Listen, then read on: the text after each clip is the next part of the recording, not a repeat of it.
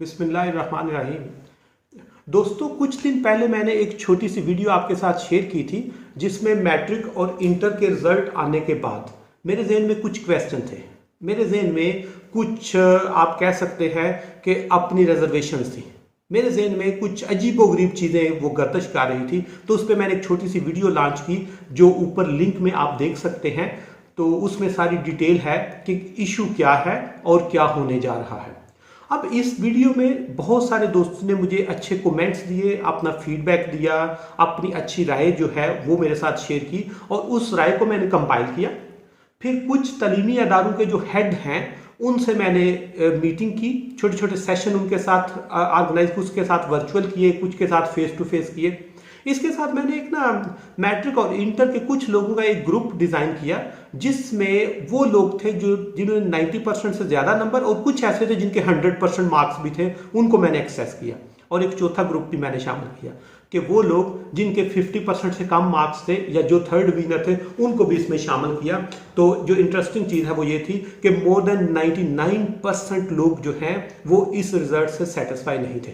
वो तलीमी अदारों के हेड हों, वो उस्ताद हूँ, वो इवन 90% से ज़्यादा नंबर लेने वाले बच्चे भी सेटिस्फाई नहीं थे और जिनके 50% से कम थे वो भी सेटिस्फाई नहीं थे। इस चीज़ ने मुझे थोड़ा सा हिला के रख दिया। इसके बाद जो इम्पॉर्टेंट चीज़ है कि इश्यूज क्या थे वो मैंने ऊपर वीडियो के लिंक में आपके साथ वो शेयर कर दिए हुए हैं। अब होने क्या जा रहा है, this is the most critical question of the day. What is going on in coming days in near future. होने क्या जा रहा है कि आप लोगों के मार्क्स जो हैं, जिस तरह मैंने बताया था कि 1000 से ज्यादा बच्चे हैं जिन्होंने मैट्रिक और इंटर में 100% मार्क्स सिक्योर किए हैं। आपके कोई 50,000 से ज्यादा लोग ऐसे हैं जिन्होंने 90% से भी ज्यादा मार्क्स ले लिए हैं और आपके कोई 1 लाख से ज्यादा ऐसे बच्चे हैं जो लेस देन 50% हैं या जिनको हम कहते हैं दे आर थर्ड विनर। अब इससे क्या होगा? सबसे पहली चीज, पाकिस्तान में जो हाईएस्ट मेरिट होता है वो गवर्नमेंट कॉलेज यूनिवर्सिटी का होता है, जिसको जीसी यूनिवर्सिटी लाहौर आप कहते हैं। उसका मेरिट हाईएस्ट होता है और उसका स्टैंडर्ड भी ऐसा ही है, टीचिंग भी ऐसी है और उनके लोगों की एम्प्लॉयबिलिटी लेवल भी ऐसा ही है। क्योंकि मैं इसलिए कॉन्फिडेंस से कह रहा हूं, मैं खुद जीसी यूनिवर्सिटी लाहौर का ग्रेजुएट हूं। मैं वहां पे मैंने एडमिशन लिया, मैं वहां पे पढ़ता रहा, मैं उन लोगों से इंटरेक्ट करता रहा, तो इसलिए मुझे पता है कि दे हैव स्टैंडर्डाइज्ड प्रोसीजर। अब क्या हुआ कि जिस वक्त ये मैट्रिक और इंटर के रिजल्ट आए हैं तो गवर्नमेंट कॉलेज यूनिवर्सिटी ने लाहौर बोर्ड से परमिशन लेके अपनी एडमिशन पॉलिसी ही चेंज कर दी है। पहले उनका ओपन मेरिट पे एडमिशन होता था, जितने मैट्रिक में नंबर लिए उसकी बेस पे एडमिशन हुआ, जितना इंटर में दिए उसकी बेस पे एडमिशन हुआ। इस साल इन रिजल्ट की बेस पे, जिसमें आपके एग्जैजरेटेड नंबर हैं बच्चों के, उन्होंने एडमिशन पॉलिसी चेंज कर दी।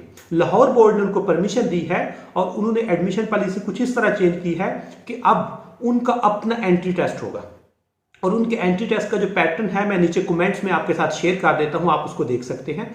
उन्होंने एडमिशन टेस्ट में अपने 40 नंबर का एडमिशन टेस्ट होगा कि जो बच्चा ये 40 नंबर पास करेगा वो एडमिशन के लिए एलिजिबल होगा, चाहे उसके 1100 में से 1100 नंबर हैं और एंट्री टेस्ट पास नहीं कर सकता, उसका एडमिशन नहीं होगा। 40 नंबर का एंट्री टेस्ट है और 10 नंबर का उन्होंने इंटरव्यू भी ऐड कर दिया है, मतलब 50 नंबर इनके अपने हैं। इसमें उसने अगर क्वालिफाई किया तो तब वो एलिजिबल होगा, अदरवाइज एलिजिबल नहीं होगा। और दूसरी चीज, जीसी यूनिवर्सिटी लाहौर के वाइस चांसलर ने जंग न्यूज में एक स्टेटमेंट दी है कि आपके जो 100% मार्क्स हैं बोर्ड्स के, पंजाब बोर्ड के, इसने पूरे सिस्टम को मशकूक कर दिया है।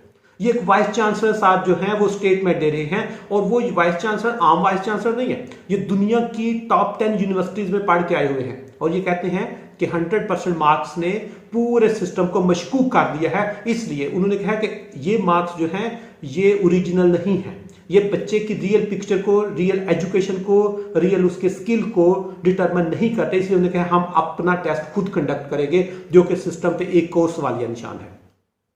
NED university of engineering and technology ने कहा है कि जिन बच्चों ने इस साल इंटर किया है उनको इस साल के मार्क्स की बेस पे हम एडमिशन नहीं देंगे, उनका एडमिशन उनके मैट्रिक के मार्क्स जो 2 साल पहले उन्होंने मार्क्स लिए थे उसकी बेस पे उनका मेरिट बनेगा। मीन उन्होंने भी क्वेश्चन मार्क लगा दिया। तीसरी चीज़, बहुत सारी यूनिवर्सिटी शायद कमिंग डेज में अपना एडमिशन टेस्ट खुद कंडक्ट करके, तो अगर ये सारे करते हैं तो आपके जो इतना बड़ा सेटअप है आपके बोर्ड्स का, उस पे बहुत सारे क्वेश्चन आएंगे। ये दूसरी चीज़ है। तीसरी चीज़ कि व्हाट इज़ गोइंग ऑन, होने क्या जा रहा है। हमारे पास पाकिस्तान में 12 करोड़ से ज़्यादा लोग यंग हैं, they are under the 30 years of age. उनके साथ क्या होने जा रहा है कि एक बच्चा जिसने लाइक 90% प्लस मार्क्स ले लिए हुए हैं, अब 90% प्लस मार्क्स लेके तो वो बच्चा किसी यूनिवर्सिटी में एंट्री टेस्ट देता है, और अगर उसका एंट्री टेस्ट क्वालिफाई नहीं होता तो क्या होगा। और ये होगा, मैं बता रहा हूँ एडवांस में, कि जब एंट्री टेस्ट होंगे तो जिन बच्चों के मार्क्स 1000 से 1100 के दरमियान हैं, इनमें भी आपको 20-25% ऐसे बच्चे मिलेंगे जिनसे एंट्री टेस्ट क्वालिफाई नहीं होगा। तो जब उसके 90% से ज़्यादा मार्क्स हैं, आपने उसको ओवर कॉन्फिडेंस दिया, और जिस वक्त वो एंट्री टेस्ट में फेल होगा तो फिर उसका कॉन्फिडेंस किस तरह शेक होगा आप इमेजिन ही नहीं कर सकते। उस बच्चे के जो साइकोलॉजिकल प्रेशर्स होंगे उसको आप लोग इमेजिन नहीं कर सकते। इसलिए ये जो चीजें हैं, ये सिस्टम पे क्वेश्चन मार्क लग रहे हैं। अब एक बच्चा 90% से ज्यादा मार्क्स लिए हैं, एंट्री टेस्ट पास नहीं हो रहा, दिस इज द प्रॉब्लम। एक बच्चे ने 90% से ज्यादा मार्क्स लिए, उससे मेडिकल का एंट्री टेस्ट पास नहीं हो रहा, दिस इज अनदर प्रॉब्लम। और अगर उसने 90% से ज्यादा मार्क्स लेके इंजीनियरिंग के टेस्ट में वो क्वालिफाई नहीं कर सकता तो ये भी प्रॉब्लम होगी। या अभी उसने 90% से ज्यादा मार्क्स लिए, अगले एग्जाम में अगर वो 60% लेता है तो भी प्रॉब्लम होगी। इसलिए ये बहुत सारे इस वक्त क्वेश्चन हैं, वो मार्केट में चल रहे हैं, वो असातिज़ा के जेहन में है, वो स्टूडेंट के जेहन में है, वो पॉलिसी मेकर के जेहन में है। अब जिस वक्त ये सारी चीजें होंगी तो उसके साथ एक और छोटा सा प्रॉब्लम, कि जब यही लोग 2021 वाले जिनका मैट्रिक और इंटर हुआ है, ये जब जॉब मार्केट के लिए आएंगे ना, तो जब मेरिट कैलकुलेट होगा तो ये स्ट्रक्चरल ब्रेक को शो करेंगे। कि अगर जिस बच्चे ने 3 साल पहले मैट्रिक या इंटर किया, उसने 92 एंड 93% नंबर लेके ना अपना बोर्ड में पहली पोजीशन ली थी, अब 3 साल पहले इतने ही मार्क्स के साथ वो बोर्ड में पहली पोजीशन ले रहा था, और आज जब हम आज के बच्चे के साथ कंपेयर करेंगे तो वो बहुत दूर चला जाएगा। तो मेरिट में एक डिस्क्रिमिनेशन आएगी, स्टैंडर्डाइजेशन खत्म हो जाएगी। और जब आपके इससे पहले मैंने जो देखा है अपनी जिंदगी में, ठीक है, मैं खुद टीचिंग कर रहा हूं 15-20 साल से, और कभी भी ऐसा प्रॉब्लम नहीं आया कि आपके जो मार्क्स हैं वो हमेशा एक स्टैंडर्डाइज क्राइटेरिया से चलते हैं। जिसने 20 साल पहले मैट्रिक किया, जिसने 10 साल पहले किया और जिसने 5 साल पहले किया, उनको आप कंपेयर कर सकते थे। लेकिन 2021 के रिजल्ट ने उस कंपैरिजन को खत्म कर दिया। अब ये प्रॉब्लम जो है ये आज नहीं, ये अगले 10-20 साल हमें फेस करनी पड़ेगी। ये जो हमारे मार्क्स हैं इन पे क्वेश्चन आएंगे।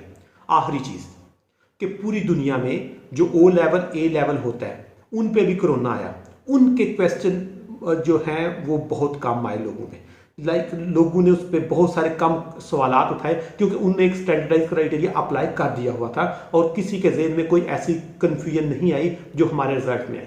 नंबर 1। नंबर 2, जो एग्जामिनेशन सिस्टम होता है ये किसी भी जगह पे एक वो वर्थवाइल होता है, ये एक स्टैंडर्डाइज होता है और ये एक कंपेरेबल होता है। इसलिए हमें पॉलिसी मेकर्स को थोड़े से टेक्निकल एक्सपर्ट्स को उसमें शामिल करना होगा कि टेक्निकल एंगल से देखें कि अगर ये रिजल्ट इस तरह एग्जैजरेट करता है तो इसकी फ्यूचर इंप्लीकेशंस क्या होगी। उसके लिए थोड़ा सा हमें टेक्निकल लोगों को भी अपनी डोमेन में शामिल करना होगा। सारे decision technical decision non technical way से जब लेंगे तो इस तरह की कंफ्यूजन आएंगे। और ये सिर्फ कंफ्यूजन नहीं है, ये जो यूथ है इसके साइकोलॉजिकल प्रेशर बढ़ रहे हैं, यूथ की सीरियसनेस खत्म हो रही है।